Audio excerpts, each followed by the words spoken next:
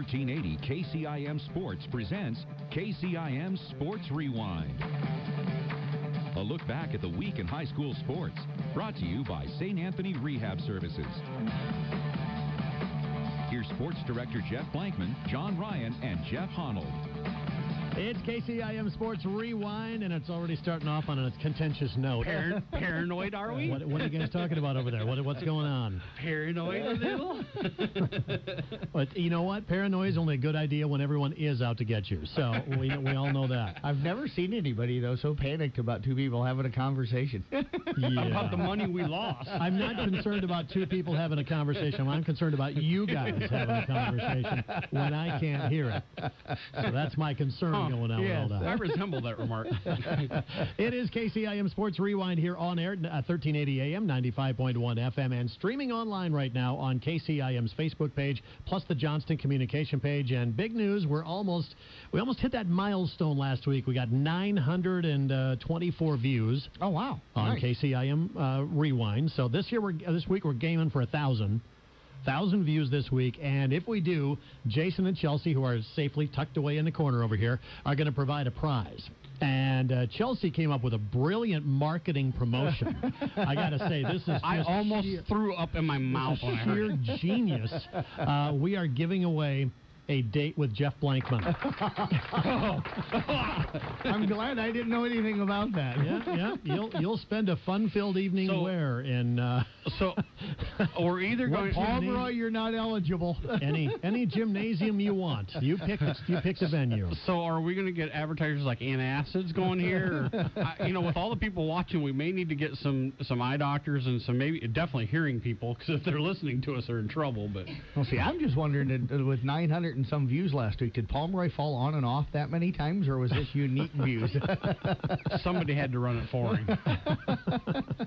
But we're aiming for 1,000 this week. So do you think Randy Snyder's ever watched it? I don't know. He probably hasn't been able to pull it up on his flip phone. As I say, your flip phone generally does not get video. So I got a couple things I got to mention here. First, I'm sitting home this weekend and flipping through the channels, and guess what I come across? Maybe the greatest televised sporting event ever. I saw that. Yeah. The National Collegiate Cornhole Championship.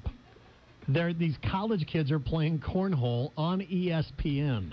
With uniforms. Yeah, with uniforms and sponsors as well. And by the way, just in case you're wondering, North Carolina State beat Arkansas 24-12 Do you know to capture the championship. Do you know there's a National Professional Cornhole League? Yeah. I saw that on ESPN, along with an axe-throwing one. I'm thinking if you do the drinking... I did see the axe-throwing the other day. So if you do the that drinking was great. right, I think they ought to combine them with a drinking game. I would actually watch if they were drinking and doing those games. But see, I don't know how you play cornhole and you don't have a beverage in one hand and throw it. It's a balance thing for you, is it? It's almost illegal for the way they do it. I'm surprised Jeff doesn't have some Nebraska cornfornole We don't have a cornhole trivia. team as far as I'm aware, but yes, I will do some research. You do. Okay. Well, I guess I'll have to start following them. Now you got a gun for NC State because they're the champion. I'm sorry, I got a Facebook post yesterday sent to me. Do you know what they did in Nebraska? Some idiot went out there and just scraped off the N in the middle of their stadium. That's the only thing they touched. They got to keep it uncovered. That's it? That's it. No. Why not? So that way when you fly over, you see beauty. The end. You know where to bomb? The other thing I got, check this out. I read this on Twitter the other day. Northwestern College up in Orange City. Yeah. They are adding esports to their varsity sports. Are you I kidding? believe that. So we're going to have to start talking about Grand Theft Auto and Call of Duty here on KCIM We will have Sports kids Rewind. from the area that will go there. I'll guarantee it. I kids from the guarantee area will. that'll do well there. Yeah, absolutely. I will retire before that happens here on KCIM Sports Rewind. I guarantee you that. Yeah, I haven't played a video game in 12, 14 years. Does the word Pong nothing. mean anything to you? Ooh. Yeah. Donkey Kong. Yeah. Yeah. Mario Brothers. Actually, Frogger. we used to call it, when I got to college, we called it Nintendo Thumb. Mm-hmm. So we played so much football that you had calluses on the inside. Yeah. So, that's, I'm getting close to 30 years there. So The day you can earn a scholarship by playing Frogger or something like that is the day, it's irrelevant. It's growing. Absolutely. Mm-hmm. It is absolutely growing. But to call it a sport, really? No, I know. I know. That's I got to draw the line there. Yeah. All right, let's talk real sports here. We got a couple of athletes around the area that hit milestones. First of all, we got to talk about Maddie Jones, the outstanding point guard from the South Central Calhoun Titans. Yeah, she became the all-time leading scorer in South Central Calhoun history last Tuesday night. Just another big game for her as she's continued to do throughout her career, and ends up passing the great Haley Burks, who had been Great? all day. Yeah, well, We like Haley. It's yeah, Allison. yeah. So what a career! You look at those two players and what Maddie's been able to accomplish. Because Haley's went on, of course, to Northwestern College and has had a really terrific career up there, and for Maddie to be able to pass her and now to follow her in a way up to Northwestern is kind of cool. So, yeah, still not done yet. Got half of the season, or not quite half of the season yet to go. So she'll end up breaking that record by a pretty decent amount. I mean, you talk about those two players, completely opposite players. Yes. They did it in completely different ways, but obviously Haley Burks, great post player, down low. Maddie Jones runs the show up top. Yeah. But both of them are fierce competitors. Yes. And they'll go on the floor. Haley spends her life on the floor. Yep. I think if she could figure out how to shoot from the floor, she'd never get up, because every time you see her, she gets knocked over. But I love when Danner's taking pictures of her. She's always got, it's either a facial expression or she's on the floor, or both. Yeah. But Maddie Jones, not afraid to go to the floor. I mean, Right. she's going to go, and she's going to do everything she can to help her team win. Scoring for her is both those girls just scored because it was available, Right. not something they were looking for. Yeah, and with Haley, she was able to step to the outside, but could go in and rebound and score, inside, knock down threes as well, handled the ball for them some. But, Maddie, I think she does a lot of her scoring from the free throw line. She's just got that ability to be able to get into the lane. She really initiates the contact probably 90% of the time with the defender, but that's how you're taught to do it. You initiate that contact, and if you don't make the shot, you still get to the free throw line. If you do, you get the old-fashioned three-point play, and she's become a master at that. She's so good at so many things. How do you even begin to game plan for her? That's where it starts for South Central Calhoun. Yeah, I don't know for sure. I think the only thing you can maybe attempt to do, and I'm not trying to give anybody a game plan or anything, not that anybody's listening, but you really they're stealing knowledge from KCIM Sports Rewind. But wow. I would probably try to double her before she got the ball. I'd keep the ball out of her hands down on the end where you inbound it, and I'd double her all the way up and just keep the ball out of her hands. And if I was trying to coach against them, I'd make somebody else handle the ball. I'd make somebody else try to beat you, but that's still not going to work, because a lot of times she gets the defensive rebound and pushes. So it's hard to keep the ball out of her hands. But I'd limit her. She's I'd smart limit her enough to stay touches out of those as much situations as I can. Yeah. A lot of her game is mental. Yeah.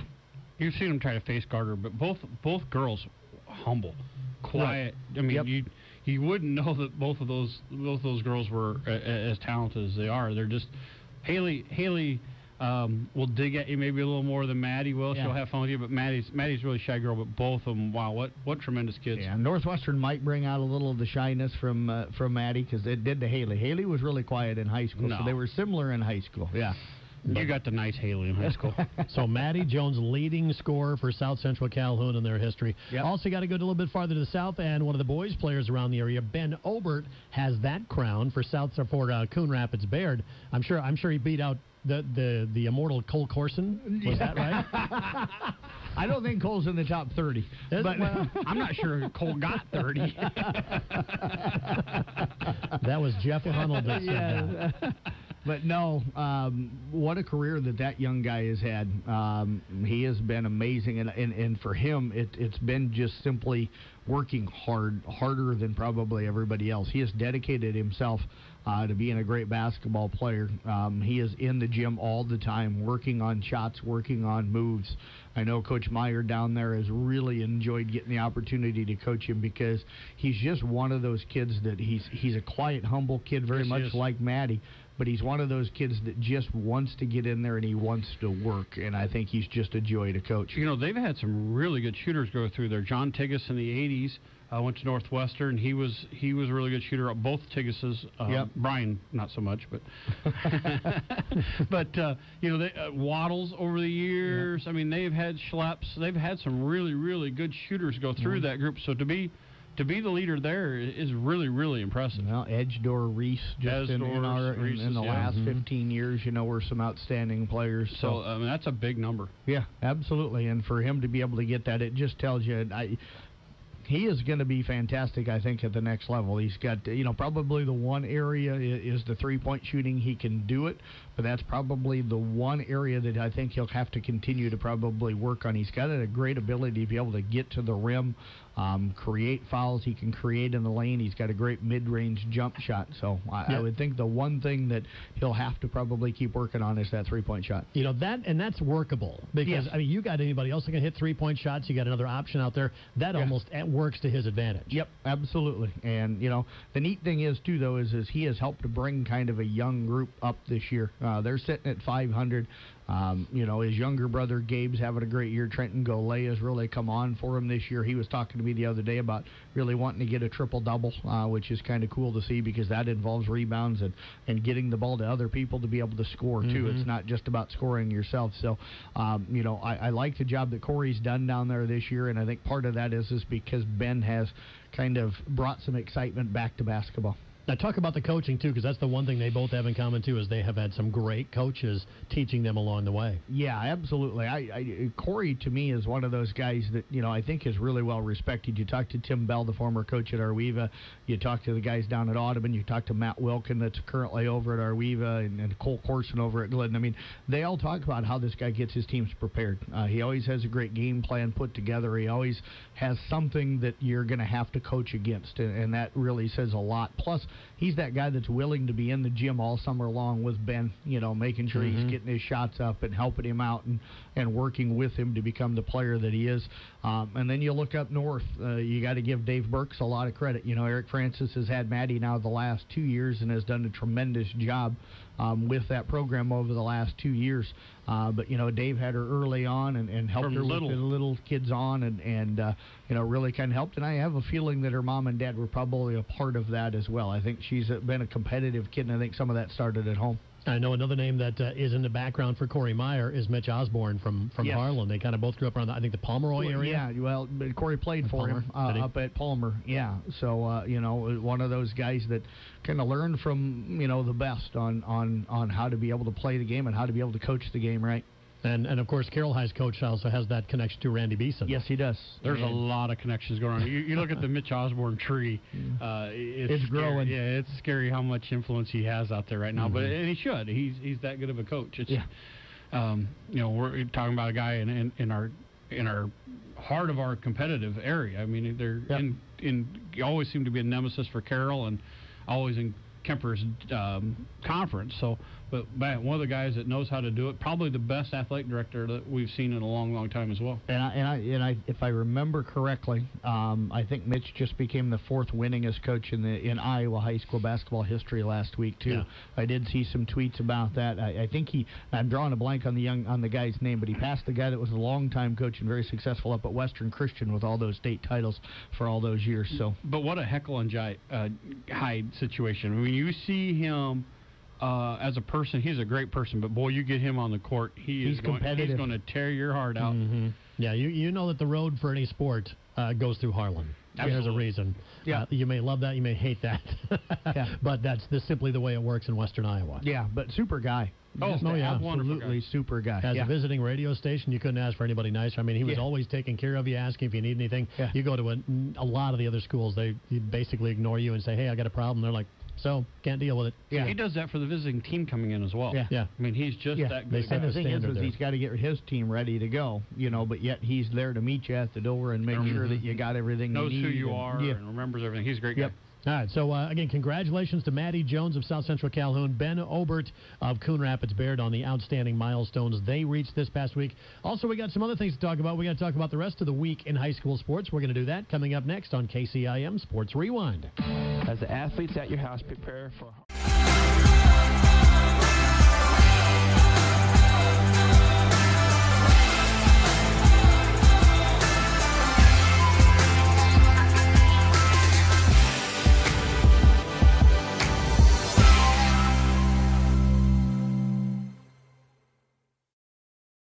St. Anthony Rehabilitation Services at 794-5000 for sports injury and treatment rehab.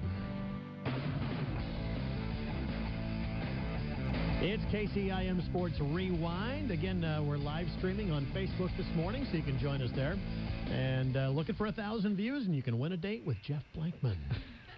We're going to have we're not going to get any views now. We're going to have the lowest views we've ever had. You'll get a free popcorn at the gym of your choice, and maybe we'll throw in a soda as well. Oh, he's been pretty good about buying peanut M&Ms, too. Oh, man, we are going all out.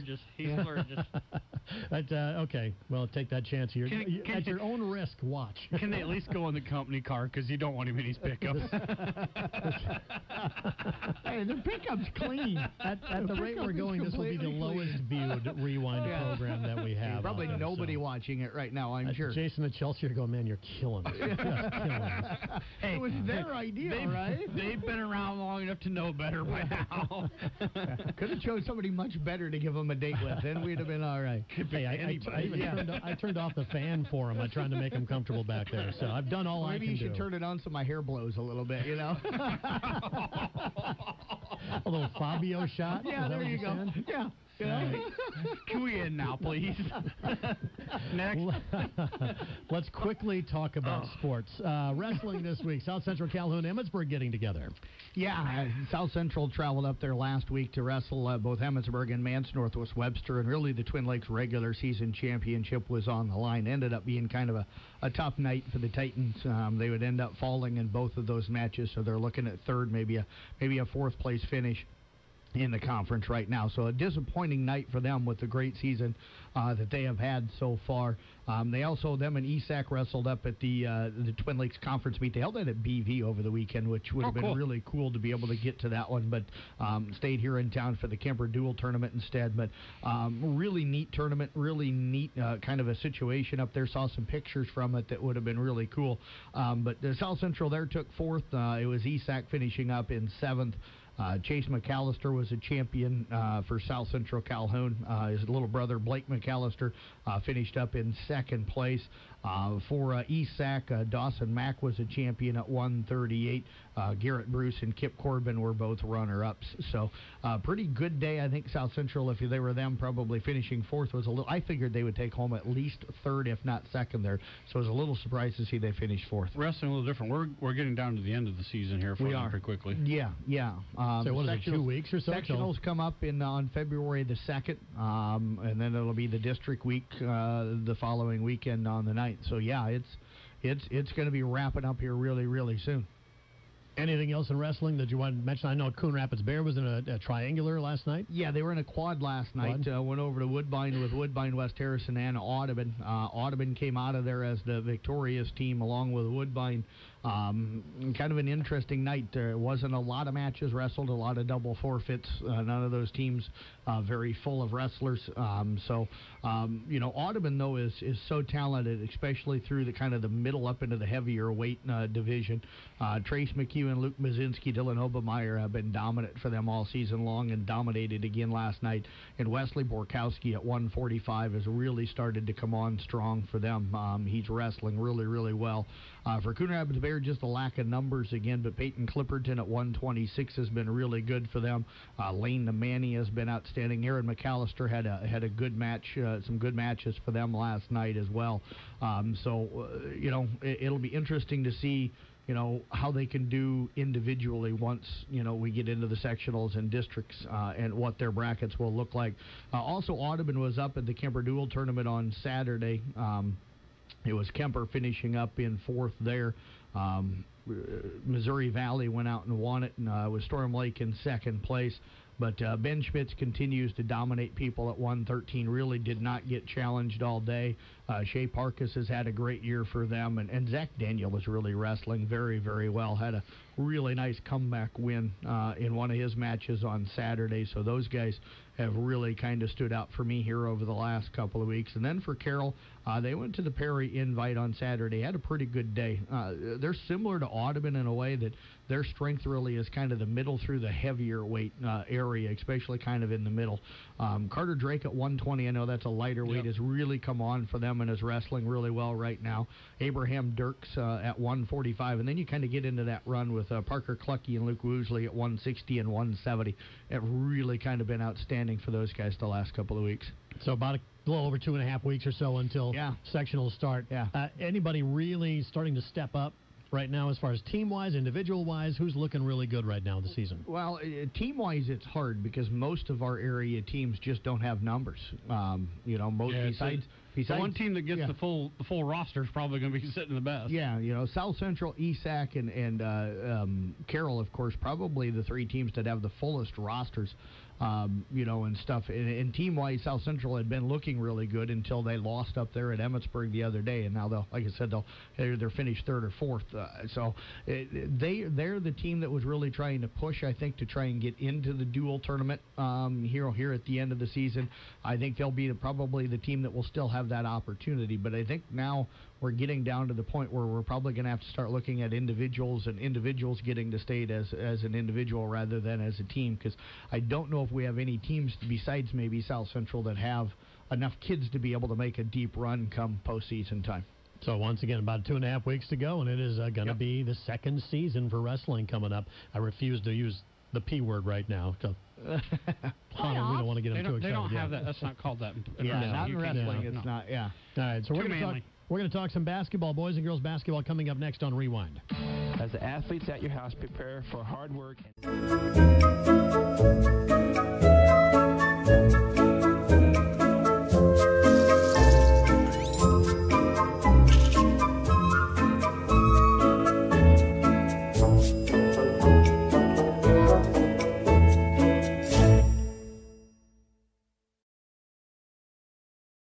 At 794-5000 for sports injury and treatment rehab.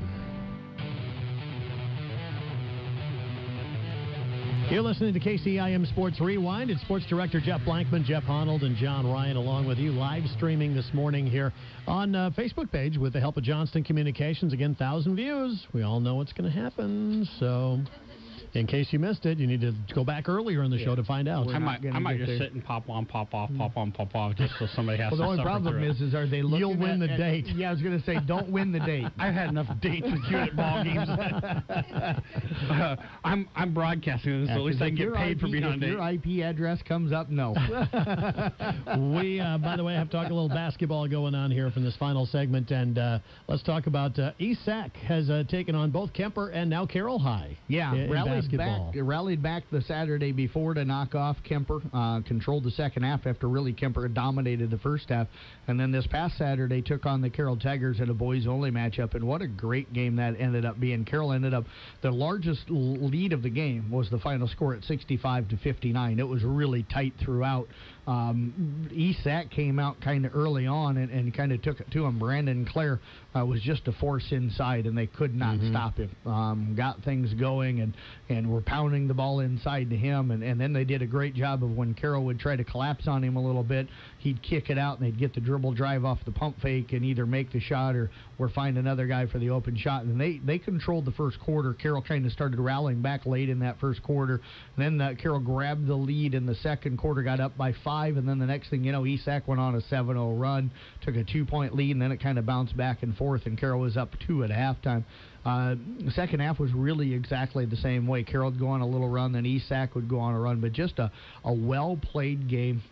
Carroll able to knock down some threes. Carter Lean kept him in the game early on, knocking down some threes. I think scoring at the end of the first quarter, if I remember right, was either 10 or 12 for Brandon Clare and 9 for Carter Lean. Those two guys were kind of having a score-off in a way of which guy was going to be able to score more. I think Boom came in and came off of the bench and brought some energy. Was able to take the ball to the hole, and that started creating a little bit of problems for that ESAC 2-3 zone.